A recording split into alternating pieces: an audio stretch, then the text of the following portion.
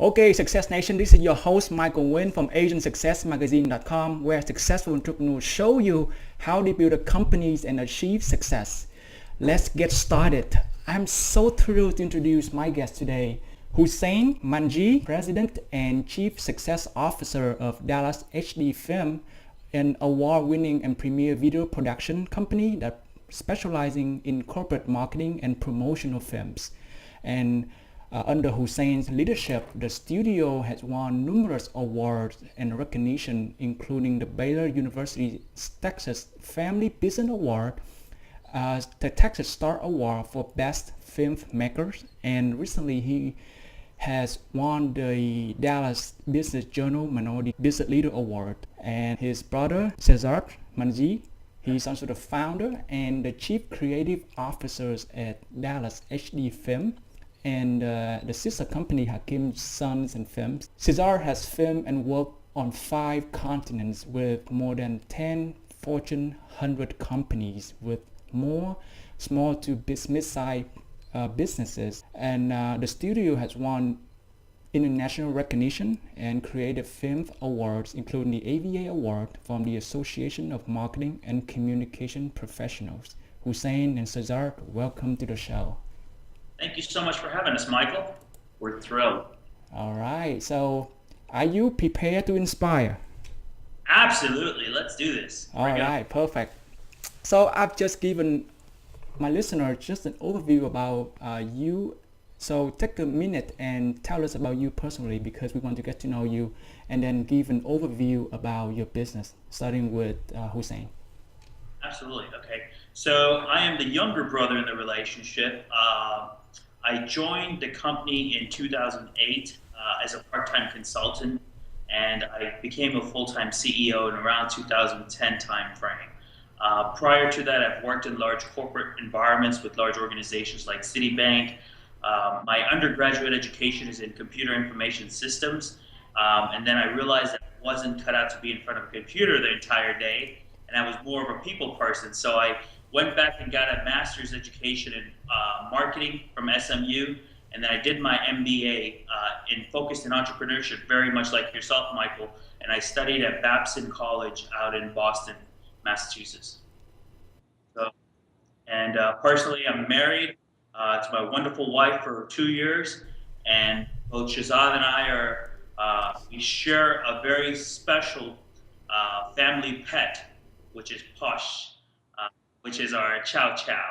So the dog goes from our house to their house all the time, and you'll get to hear this a little bit, but Shezad and I are business partners, brothers, and also next door neighbors. How wonderful is that?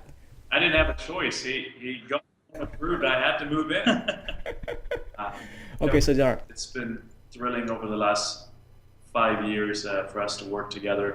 You know, I started the company back in 2000, founded the company in 2000 as a lifestyle business. You know, we are both third-generation filmmakers. My late grandfather was a pioneer in this industry, started in 1959 in Karachi, Pakistan. So, you know, when I was trying to figure out what I was going to do with my life, it just kind of made sense. You know, it was in our DNA. And so I started, and for the first nearly 10 years, it was terrific. I traveled the world with some amazing clients, but it was about me, you know. And the minute I stepped out of the picture, the business was no longer there. And so over the last 5 years, Hussain and I have had this journey of, you know, building a scalable business model, something that's bigger than, you know, the two of us even combined. And it's been a terrific journey. Perfect. That's awesome. So at Asian Success Magazine, we start every show with our guest's favorite quote. It's a way of getting the motivational ball rolling. Shezad or Hussain, what is your favorite success quote, and how do you apply it to your everyday mentality? Absolutely. You know, my favorite success quote is, in order to succeed, your desire for success, your success should be greater than your fear of failure. And that's by none other than Bill Cosby. You know, as simple as it may sound, you know, it's been particularly true for our journey. You know, it's something that I've struggled with personally, and you know, it's a journey like anything else, and that we've overcome. And Hussain's been a big part of that journey for me. Hussain, do you have your success quote? Sure. For me, it's very simple. I'm a big believer in the power of the secret, and so it's you bring about what you think about. And I challenge all entrepreneurs out there that are listening, all folks that are wanting to become successful. They've got to start with the mindset. They've got to start picturing themselves as successful entrepreneurs, as successful business leaders. And as they think about this, they will bring about this in their journey. That's awesome. So, well, first of all, congratulations on the award of the Dallas Business Journal. Thank you so much. Can you help the audience share the success of DallasHDFilms for the first quarter of 2014 in terms of growth? Absolutely. So let me take 2013 and kind of start with that, right? 2013 as the business, when we started the business year, we were a team of 6 full-time team members, including the 2 of us. When we ended 2013, it was a total of 17 of us. So as you can imagine, our team grew by 3 times. So as part, the revenues grew by 300%. It was a great year. We constantly invested in people development. And we're starting in 2014 to see the results and rewards for that with some of the projects that we have going on. 2014, 2 months into the year right now, we've added 2 new team members already. We're taking on a project which is bigger and better than something we've ever done before, which is an original programming television show. We can talk a little bit more about that if you like, Michael, but it's just been a fabulous, start to the year. Some successes with the DBJ award at the beginning of the year. I was featured in an Inc. magazine article just 2 weeks ago. So, a lot of great stuff is happening, and, press-wise, but also positive energy in the studio. Is that why that you got invited to the White House last year? I think that's kind of it. We can talk a little bit about that. That's one of my personal... Let me tell you, part of the story that he's not going to tell you. He's going to talk about how much fun he had and who was there and all the people that he met. What he's not going to tell you is when he was 13 years old, he visited the White House as part of a youth group, school trip, right? And while he was there, he told himself, before I'm 30, I want to be back here, but this time I want to be an invited guest.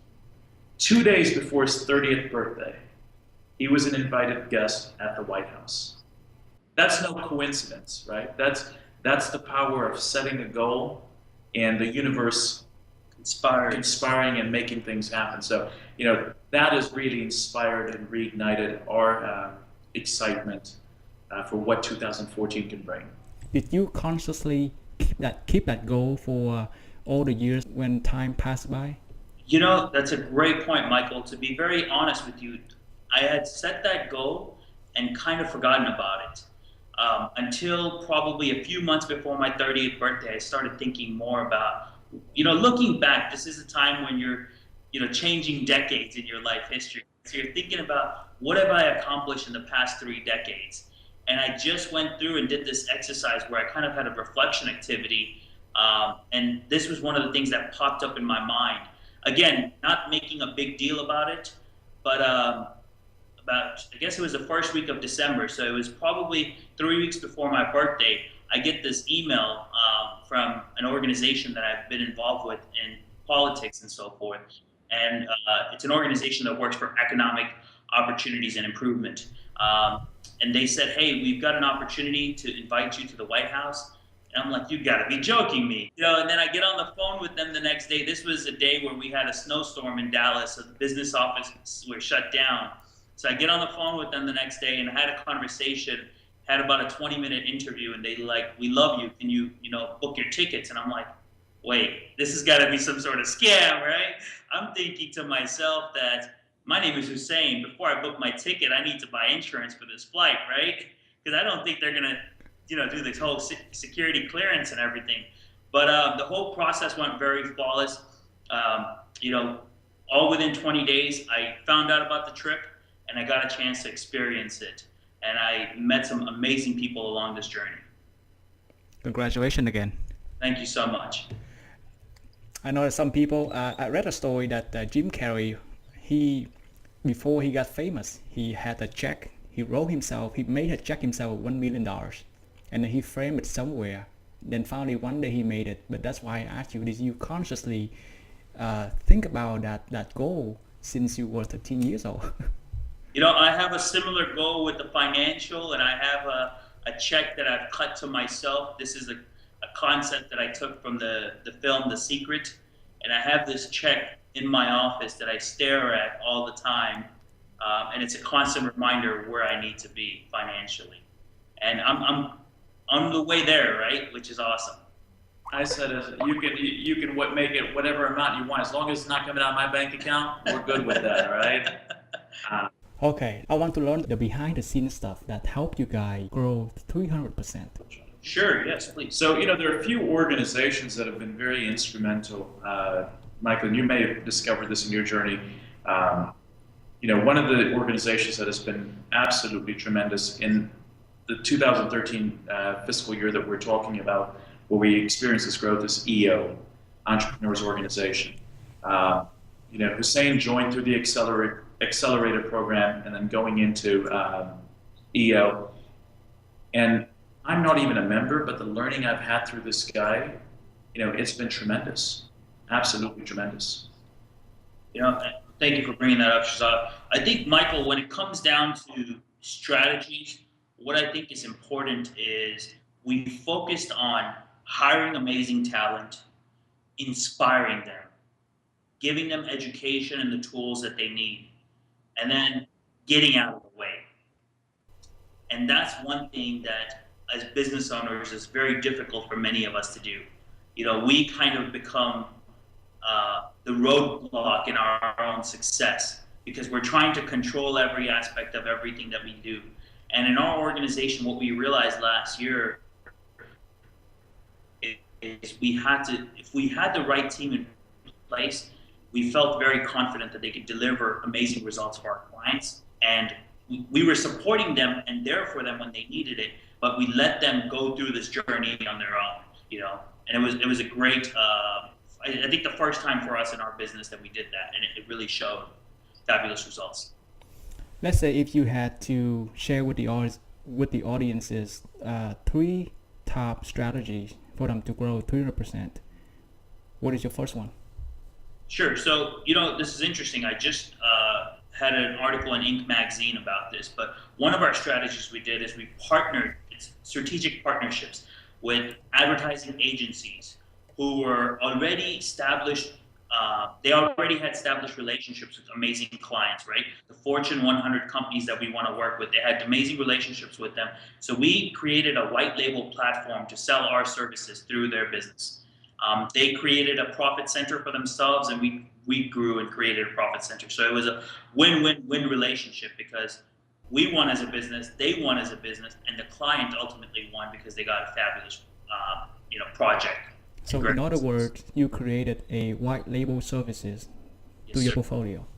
Absolutely. Right. Absolutely. Let's digest a little bit. So white label service can, let's pick one example from your organization. What service would you go ahead and white label it, not under the name DallasHDFilms, but under someone else's name? Yeah, so an example, and this is going to vary for every business, but for us, we support a lot of marketing and advertising agencies. So let's say Metro PCS is a client. Well, Metro PCS is an agency of record, but they do so many little projects, everything from annual meetings to experiential marketing booths, that different agencies are serving different roles. And so what we did was we teamed up with one agency that was serving that role, who did not have in-house video capabilities as sophisticated as ours. And we said, you know what, we can provide tremendous ROI for your client. And if you give us an opportunity, and they did. And so they were able to provide their clients with a final product that was far superb than what they would have been able to do in-house in this specific category, which is video, which is the area that we compete in. They do a lot of other things that we don't have core expertise in. But we stepped in, To us, it doesn't. It's not an ego thing. It doesn't matter who gets the credit, as long as the client looks good, our client looks good, the end user looks good, and then we create a win-win situation. So, and we've been able to repeat this instance after instance. Serving some of the largest agencies in the country, and it's been terrific. Yeah. Let's talk about the journey when you signed up the first partners, your first agency partners. I want to hear about that. What are some of the challenges and how you sign them up, because they don't know you yet, right? And how can you kind of bypass that wall of doubt and bring them over so that we can add value, create win-win situation? Absolutely. Do you want to? Okay, I can take that. So, one of the things that we did that was important for these agencies is we did a proof of concept for them a lot of times. So agencies, they have small projects, they have small initiatives, internal initiatives sometimes that they want to accomplish. They might need a video for themselves to sell their services, to show their clients a case study. So what we would do is we would go into these agencies and say, hey, give us an opportunity to prove ourselves to you. Once we had that opportunity, it was up to us. The ball was in our court to ensure that we delivered on their expectations. And one of the things that we believe in is doing more than is expected. So we went beyond their expectations, and these agencies were blown away. And a lot of times, these were test projects where we didn't make a lot of money. But it wasn't about that. This was a way for us to show these agencies what we were capable of. And once we did that for them, the relationship was formed. Then all we had to do was harvest the relationship, So did you charge for that first project, or you charge a very minimal? How much would you charge to get the ball rolling, to show them the proof of concept? I think in most instances we covered cost. Absolutely. If that, and it depended on the size and the scope of the project. If it was something that we could absorb, as a marketing expense, we would. So it varied per agency and the scope of the project. If you had the options of charging a very minimal cost to cover your overhead and doing it for free, which route would you go? Michael, we've done both, and I'll tell you an example of that. What we always did is we looked at the end cause and the end result. So we did a lot of what we call pro bono or free projects for nonprofit organizations that were really value driven, that we aligned ourselves with. And we did stuff for them to move their agenda forward, right? Move their strategic goals forward. And as we did that, we got a lot of value in return. As you know, a lot of the people that sit on steering committees and board of advisors for nonprofits are very successful people. So we got a chance to work with them, prove ourselves to them. So we did it for free. It felt good doing it because you're doing it for an organization that's really value driven, or it's a nonprofit you're helping. And when it was time to do something for an agency, if it was a profit center for them, then we just did it enough to allow them to make most of the profit. We just covered our costs a lot of times. But then, once the relationship was formed, we were able to take it and give them enough value so they felt comfortable paying our list prices. For the first proof concept project, have you ever experienced something like your prospective client demand a lot for, because that's a proof of concept, and then they know that you are willing to go extra mile to show them what you've got? Did they ask for a lot of things, or you sort of specify the scope of thing that you can do for them? Yeah, that's a great question. I think this is true for any new client, not just an agency client, is identifying the scope and agreeing on a set of deliverables. In our line of work, you can get in trouble very easily if you don't do a good job at that. Because a 30-second motion graphics piece could cost tens of thousands of dollars because of we're talking about Pixar-like animation. So whether it's an agency client or any other client, we've made it a business practice that we've got to get sign-offs from the client at every stage. So proof of concept, storyboard, animatics, and so we didn't have a lot of back and forth. we wanted this to be a platform where they can expect, part of the deal is not just great work, it's how easy do you make it for them, right? Agencies want to be able to give you the work and forget about it. And Right. they need to know that you're going to deliver, right? That's what it comes down to. They don't want the headache. They want to be able to do what they do best, which is create the concept and then let you execute on it, which is what we do best, in this particular relationship. So we didn't have a whole lot of back and forth. We found relationships that were mutually beneficial, mutually respectful. So it's great that you sort of pre-filter your partner so that they don't go overboard. Absolutely. That is very important. Having the right partnerships in place, knowing how they're going to measure success, and knowing their key objectives, right, of the project. That way you can fulfill to that expectation.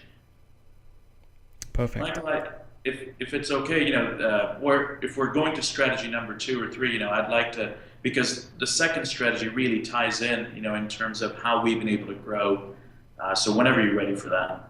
Okay, so you use the proof of concept and case studies to get your foot in the door and grow your business from there.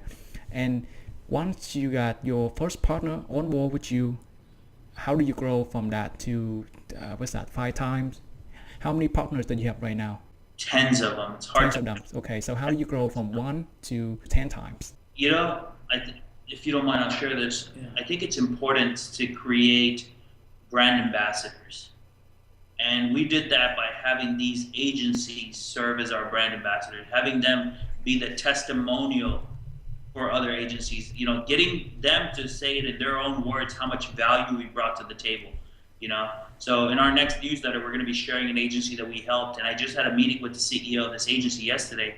And he tells me that this one little project we did for them, in less than 2 weeks, they were able to get 10x the result. 10x the result in 1.5 weeks. And this is an agency, one of the few agencies that works with Google in the world. One of the top 10 agencies in search engine marketing. So to have, them give that kind of credit to our video is really powerful. And we take that and then we use that to share with the other stories. It's very important not to tell the story. I mean, it's very important not to just have the story, but then to be able to repeat it and tell others about the story. So when you white label one of your services, let's say a video production or a promotional video, did you go ahead and sell more of your services, or you just stop right there at that one particular service? Absolutely. You want to talk about H&M on this? Yeah. So, H&M is a great example, a case study for us. They first came into Dallas about 3 years ago. They opened at North Park Mall, first store in Texas. And so they reached out to us for a store opening video. Nothing out of the ordinary. It was an event video. And we had a team out there. We were able to deliver a video faster than what they've ever seen, and telling their story better than they'd ever had by any other video company. So that, and I had a chance to connect with the country president as well, in the process of interviewing him like you're interviewing me. And, I must have made an impression, the team made an impression, the final product made an impression, because a few months later we had a call from his office in New York saying that they wanted to work with us on another project in New York. So, a few weeks later we were on a flight to New York. And that relationship, led to us being in Mexico City for H&M, us doing an internal recruiting video for them, training video. So each of the 250 stores in North America have a DVD that our studios produce for new employee training. So, this was all based on that one small project. So we could have treated it as a one-off project, deliver what we got paid for, or we took that opportunity, which we do all the time, is how can we deliver more? Hussain talks about this, and we train our folks. How can we deliver more than what they're expecting? And when you do that, they're guaranteed to come back. And, we've had a very fruitful relationship with H&M. This happened with Timothy Olton, and the story goes on and on. I can hear you guys repeat it a lot, is to go extra miles. The extra mile has to be the extra mile for the client, but the extra mile for your team as well. Because we're in the people business. I mean, the computers are tools, the cameras are tools, but it's not the computers and the cameras that are doing the creatives. It's people. And so, you know, for us going the extra mile, we were the first studio in our size. This was when we were 6 employees, 6 team members. We provided fully funded health insurance, right? When you take care of people, like, you know, family, they take care of your customers like family. So that's, you know, that's another example of, you know, delivering a little bit more than expected. Did H&M people find you guys, or they were referred from some of your partners? They actually found us online. That's wonderful. You got a great job then. Yeah. There's so many agencies in Dallas, but they picked you. Let's go to the second strategy. What is that? I'll take this and I'll kind of jumpstart this. And this, Michael, can really be a 45-minute interview on its own. But what was really important, and Shezad touched on this, but it was culture. You know, we built a culture in our organization that is, you know, constantly recognized by people in our industry, by folks outside our industries, our clients. They're like, man, this is awesome, you know? So we always have fun, creative environment that leads to awesome creative ideas.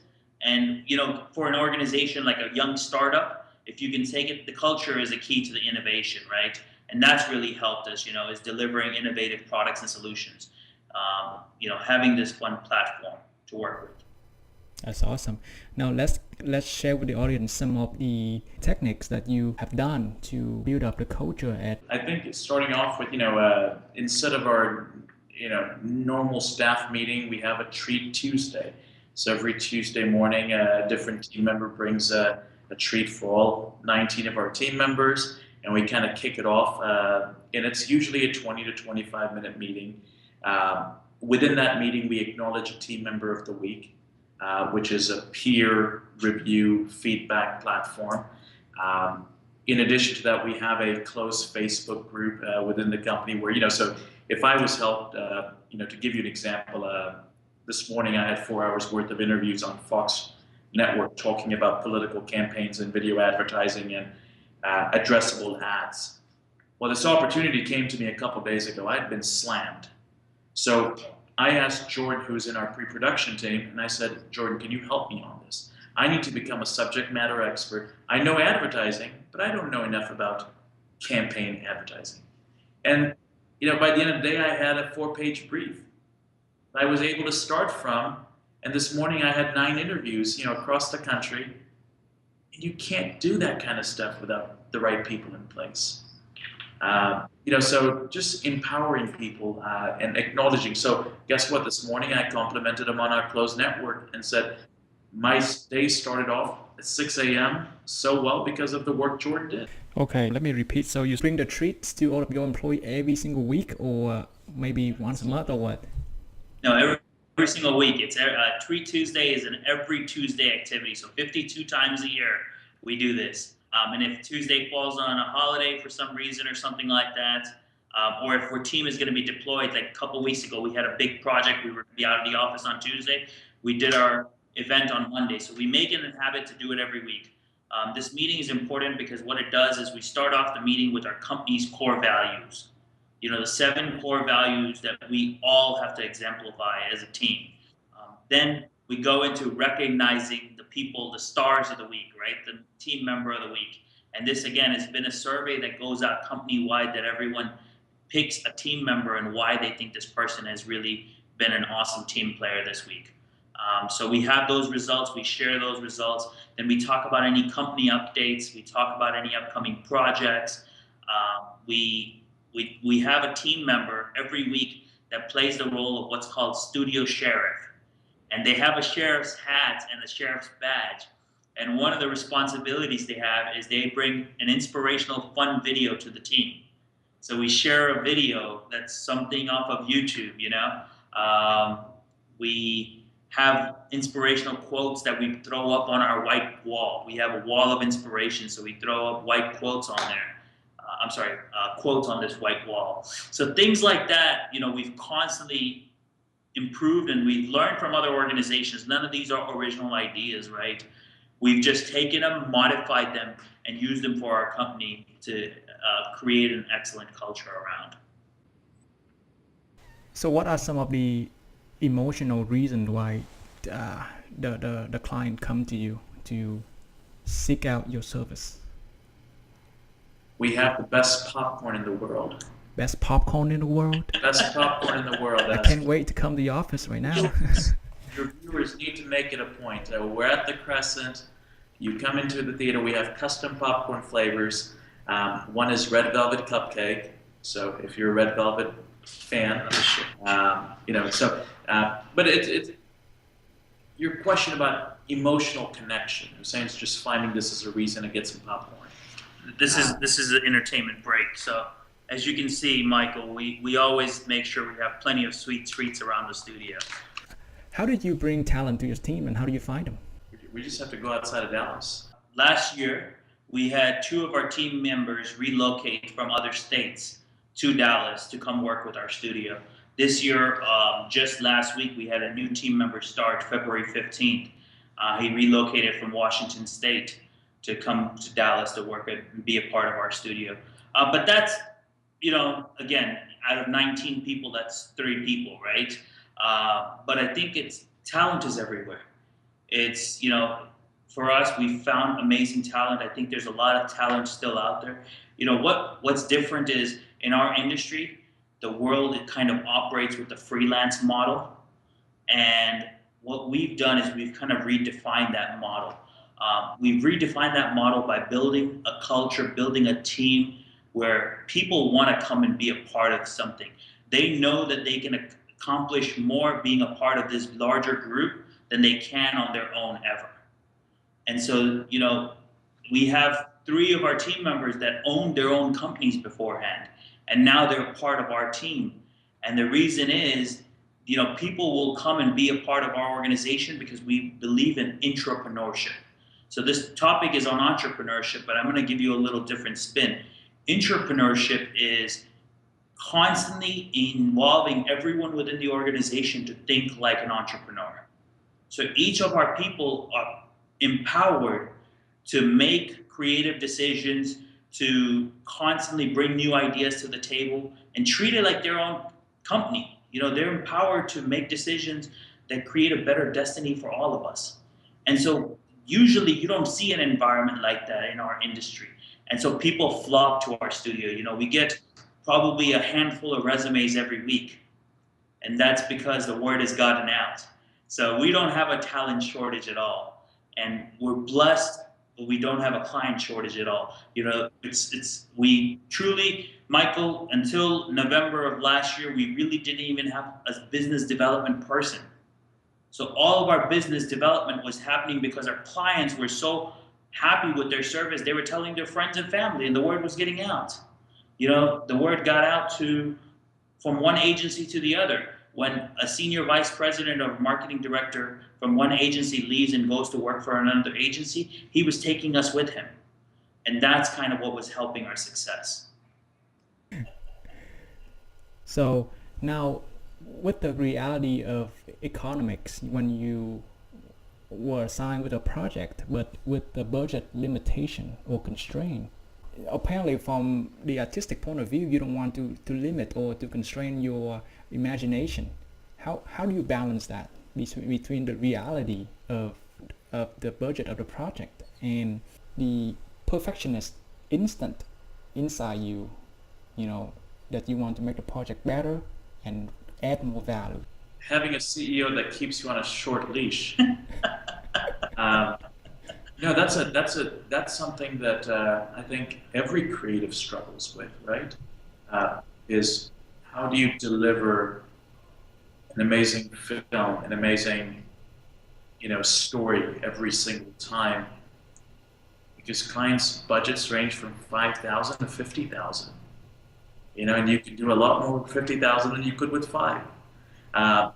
But what I tell our guys is cameras, equipment, computers, these are all tools.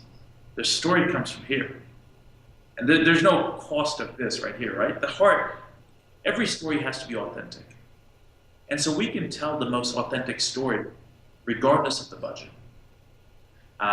So it really isn't we can deliver a great project, a great film for whatever budget a client has. Does every production need to be a Hollywood production? Absolutely not. Does it need to have the production value of a broadcast commercial? Absolutely not.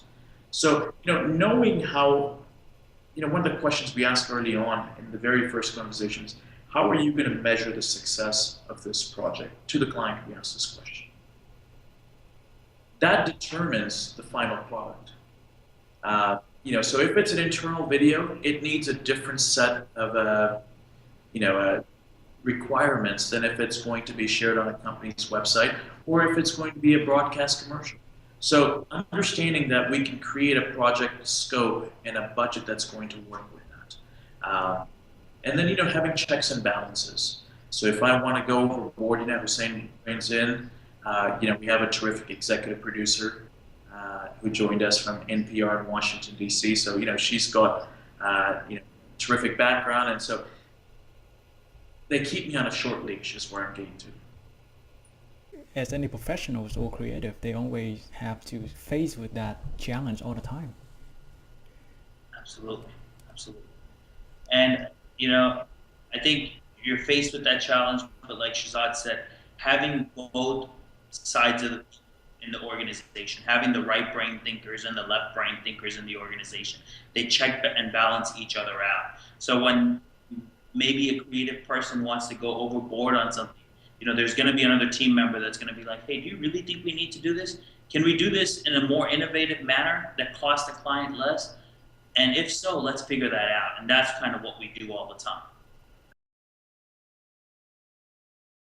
What is the third strategy so that they can propel the 300% growth rate? Third strategy is follow the first two really well. Would you agree? Absolutely. I think it's an interesting way of saying, don't just talk about it, act on it. A lot of organizations talk about culture. A lot of the organizations talk about amazing environments and, strategic partnerships and things like that. But for us, it's very important that you don't just talk about it, you act on every single one of those. So that's, a good follow-up way of looking at it. You made me remember about a quote of Warren Buffett. He said, 2 rules of investing. Rule number 1, never lose money. Rule number 2, read back rule number 1. One of the things Hussain says when we have strategy meetings is execution will eat strategy for lunch. Right? It's so easy to just get caught up in coming up with the best strategy. Strategy has its place, but it's really the execution that matters. You can take an okay strategy and execute it really well and make a bottom line impact to the business. Looking back your first strategy of white label your service, I want to ask you guys for help because some of my audience, they have service. Let's say they have a mortgage, a lender companies, or they have nail salon companies. How do they apply what you have learned about white label your service? Let's pick my case as for Asiansuccess magazine as a digital magazine on online on iTunes and on Google Play. How do I white label part of my service to propel the growth? Michael, I'll just take a stab at this, but it's not the important point, and point number 1 was not the white label service, but the important point was strategic partnerships. So strategic partnership doesn't mean that you have to find someone else to sell your product and you don't get credit for it or don't use your name. I think for you as a marketeer, strategic partnership might be finding other publications, other avenues that you can distribute your content that you don't have reach in with right now. So if you really understand what your current market is and what your current reach is today, then what you could do is you can do a better job finding other places and other outlets that you need to be, who's servicing that market, and finding a way to align yourself with them. And that's really what's important. So I think nail salons can do this, and you see this a lot happening with small, young businesses.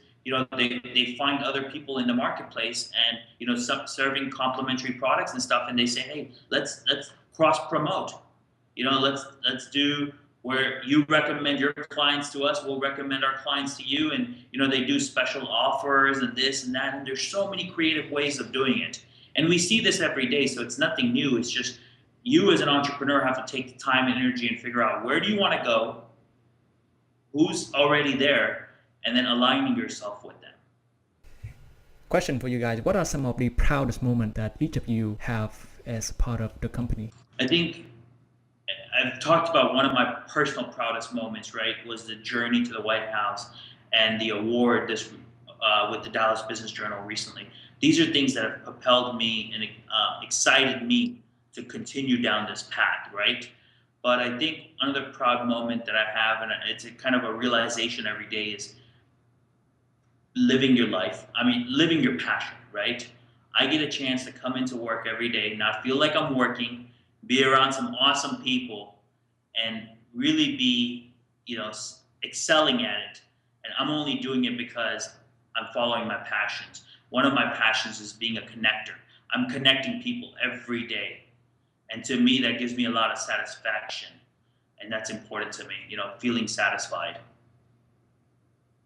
Michael, for me, the proudest moment, and it happens every time I'm working with my team, where I can step back and know that they're going to do, the team that I've assembled and I've had the luxury to build over the last many years is more competent than the value that I can bring, and to really see the big picture.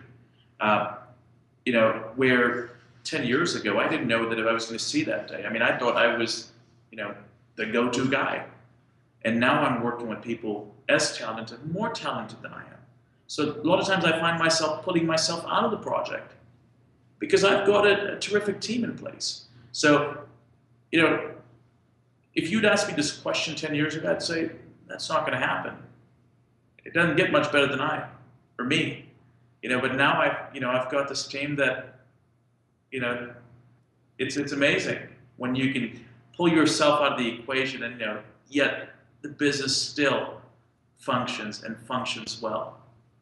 Can you guys share one of your personal habits that you believe contribute to your success? Where do I start? So you start. Okay. So, one of my personal habits is I drive a lot. And so I've turned my car into audio university.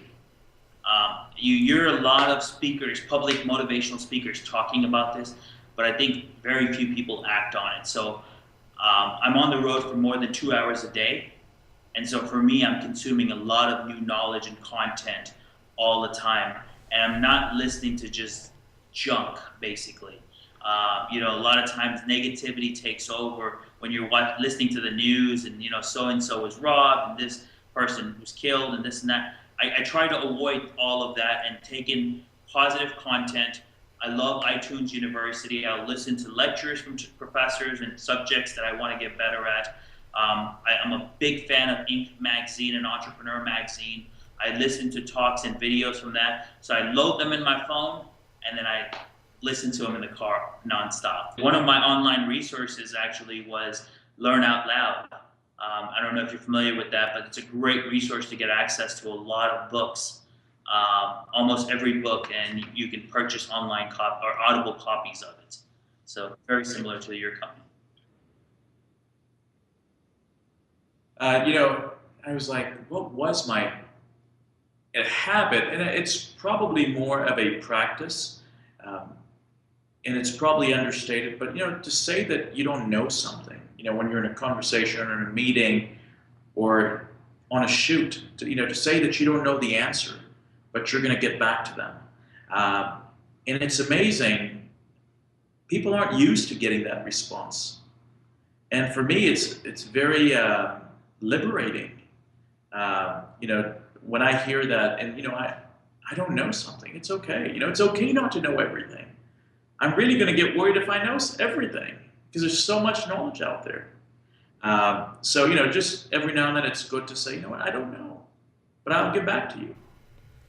How does that habit serve you when you came to a meeting with a client, and apparently in your field, the client perceived that you should know everything. But how do you have the courage to say that, I don't know, but I'll get back to you on that? I think the clients that we're looking to attract, they appreciate the honesty and the candidness. I've yet to have a client tell me that you should know everything. Even in our line of work, there's just, there's new information, new knowledge coming out at an exponential, rate. It's impossible to know everything. But when you can have the courage to say, I don't know, but I'm going to get back to you, and then be able to get back to them, that makes an impression. And a lot of times it buys a lot of credibility, because you know what? They know when you do have an answer, that is the right answer. Because when you didn't, you had the courage to say you didn't. Absolutely. Do you guys have any internet resource that you would like to share with the audience? I love TED Talks. A fabulous online resource.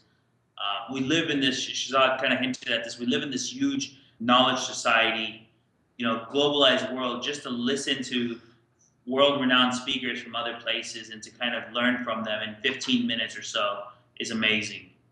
So TED Talks is awesome. I think Learn Out Loud, like I mentioned, is amazing resource that I like. Another website that I'm going to reference is Inc. Magazine's website, inc.com. For all entrepreneurs out there, don't be afraid if you don't know the answer to something. Shezad and I were sitting in November of last year trying to plan our strategy meeting for the year, and I wanted to think of some new innovative things to do. Well, I was on Inc.'s website searching for what's happening. What are other entrepreneurs doing? What are some best practices? And I found some great best practices, and I was able to apply them. So those are some online resources that we love. If you had to recommend a book to our audience, what would it be? My prerequisite before I read a book is it can't be more than 75 pages. If it's more than 75 pages, I'm not going to buy it. If you gift it to me, I'll return it. One that I've been really impressed with is John Maxwell, 21 Indispensable Qualities of a Leader. It's like a case study driven book, which I love. I love it. To me, it makes so much sense. Instead of somebody just talking about a quality, how does that apply in history? Who personified that quality? And this itty bitty book, and I've probably gone through it cover to cover, 10 or 15 times. And every time I read it, I get inspired. I've shared it with my team, so you can technically read it in less than an hour if you'd like. Is it under 75 pages? They're mini pages, so even if it's more, it's like, one page is like a third of a regular book. But I think it's less than 75 pages. How about you, Hussain? I've got a couple of books that I love. One of my all-time favorites is Good to Great by Jim Collins. We've probably all heard that. If we haven't read it, we should definitely read it. I kind of have a religious habit of looking at it every couple of years. The other one that I just recently had a pleasure of attending a public speaker present his book. It's called Be Great by Peter Morris and Tony Jerry. And this book just released. It was shared, 10,000 copies of this book were shared with all the entrepreneur organization members worldwide. So that's a great book. And then the last great book that I want to share is Strategic Acceleration, which is another book by Tony Jerry. This gentleman, I've heard him speak. He's become a good friend now, but really inspired by his work. He's written 42 plus books. And this book kind of sums it all because it's about clarity, focus, and execution. And that's what all entrepreneurs should be focused on is, having a clear, defined goal, focusing on it, and executing on it. Can't do any of those three, so that's why he's around. So Success Nation, if you haven't already, you can get those audio version of those books that Hussain and Shezad were reading, or any book you want for free by going to asiansuccessbook.com. Imagine that you woke up tomorrow morning in a brand new world, identical to Earth, but you knew nobody. You still have all the experiences and knowledge that you currently have. Your food and shelter are taken care of, but all you have is your laptop and $500. What would you do in the next 7 days? Oh, well, okay. So you saved the hardest one for last. I'd go back to sleep and write it off as a bad dream. I mean, that's pretty scary. You have a better response, Sam? I think for all entrepreneurs listening, all of Success Nation's listeners, my approach to some situation like that would be spend day one trying to figure out the problems that people are having. So be an observer. Spend day two trying to figure out a solution. So be an inventor, be a creator, and then try to figure out how to monetize it, sell it. Because you can't live off of $500, guys. So you got to figure out how to sell it. And then days 3 to 6 or 3 to 7, spend time on perfecting that model and repeating it over and over again. I truly enjoy listening to your journeys, and all the stories that you share were really inspiring. So give Success Nation one parting piece of guidance. Share the best way that we can find you, and then we say goodbye. Best way they can find us. So DallasHDFilms.com. Hussein's very active in all the social media spaces. So on LinkedIn, DallasHDFilms.com is the best way to find us. Some original content. What is the parting piece of guidance that you may share with the audience? Be great. Yes, this is Success Nation, right? So I think people have to go out there and be great at whatever they're doing, whether it's running that nail salon and being the best nail salon on the block, or it's any other business. Just go be great at it. Thanks again for being so generous with your times and your expertise.